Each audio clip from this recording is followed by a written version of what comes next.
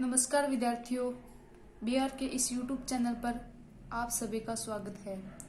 मैं Priyanka Verma B R school Taranagar से। महामारी के चलते हुए बीआर स्कूल ने विद्यार्थियों के भविष्य को देखते हुए ऑनलाइन क्लासेज को चालू किया है, जिसमें आप घर बैठे पढ़ सकते हैं। ये कक्षा 8 का साइंस के पहले पाठ का पहला वीडियो है। ये हमारे कक्षा 8 यानी सभी कक्षाओं का वैसे सिलेबस चेंज होने की बात है, तो उस आधार पर हम ये नोट्स बना रहे हैं, जिसमें आपके पहले पाठ का नाम ये है नए सिलेबस में, कृषि उत्पाद एवं प्रबंधन।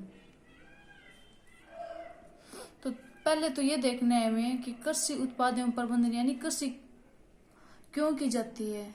सामान्य सी बात है कि प्रत्येक मनुष्य को जीवन जीने के लिए भोजन की आवश्यकता होती है, और वो भोजन में पादपों से प्राप्त होता है, और उन पादपों की कृषि की जाती है। तो देखो, सभी सजीवों को अपनी वृद्धि, विकास एवं जीवित रहने के लिए भोजन की आवश्यकता होती है। यानी सभी सजीवों को वृद्धि करने के लिए, विकास करने के लिए, उनको जीवित रहने के लिए भोजन की आवश्यकता होती है। यानी जब मनुष्य प्रत्येक दिन भर में जो भी काम करता है तो उसकी एनर्जी वेस्ट होती है, और उस एनर्जी को बनाए रखने के लिए हमें भोजन करना पड़ता है। हमारी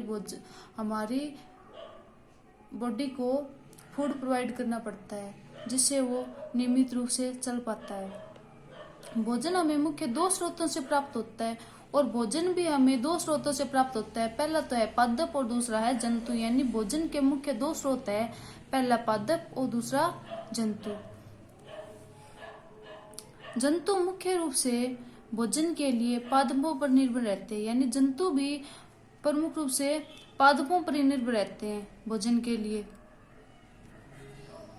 भोजन के काम में आने वाले पादपों की 2 प्रकार की उत्पादकता की जाती है। यानी भोजन के काम में आने वाले जो पादप हैं, उनकी 2 प्रकार से उनकी उत्पादकता की जाती है, 2 प्रकार से उनको प्राप्त किया जाता है। एक तो हमारे पास देखो, जैसे कम भूमि में उगाकर, और दूसरा है बहुत बड़े क्षेत्र में उगाकर।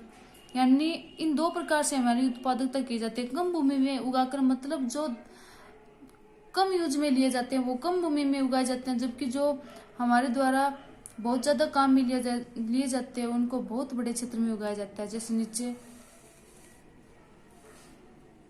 भोजन में कम काम में आने वाले पादप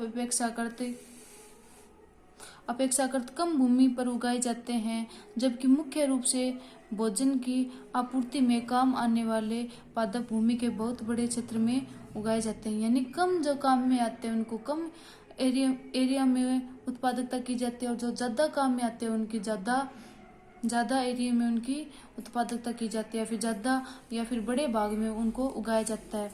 अब देखो, फसल, जब एक ही प्रकार के पादप भूमि के बहुत बड़े क्षेत्र में उगाए जाते हैं तो उसे फसल कहते हैं। यानी जब एक ही प्रकार के पादप है वो भूमि के बहुत बड़े क्षेत्र में उगाए जाते हैं, या फिर निश्चित समयांतराल के दौरान उनको उगाया जाता है, तो उन्हें फसल कहते हैं।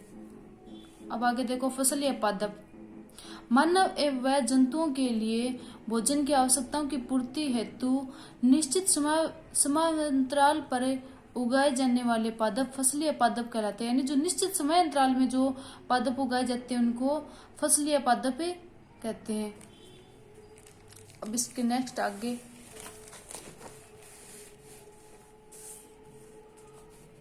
अब देखो, फसलें गर्मी, सर्दी व कई बरसात की ऋतुओं में बोई जाती हैं, अर्थात इनके बोने का समय अलग अलग होता है। यानी फसलों को बोने का टाइम भी हमारे पास अलग अलग होता है। अब देखो, फसलों के प्रकार, ऋतुओं के आधार पर फसलों को मुख्य 3 वर्गों में विभक्त किया जाता है। यानी ऋतुओं के आधार पर हम फसलों को 3 वर्गों में विभक्त कर सकते हैं। यानी ऋतुओं के आधार पर फसलें 3 प्रकार की होती है। जैसे पहला है रबी की फसल, खरीफ की फसल, और तीसरा है जायद की फसल।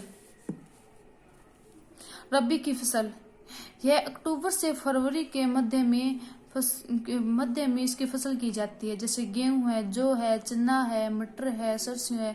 यानी रबी की जो फसल है उसकी उत्पादकता अक्टूबर व फरवरी के मध्य में की जाती है।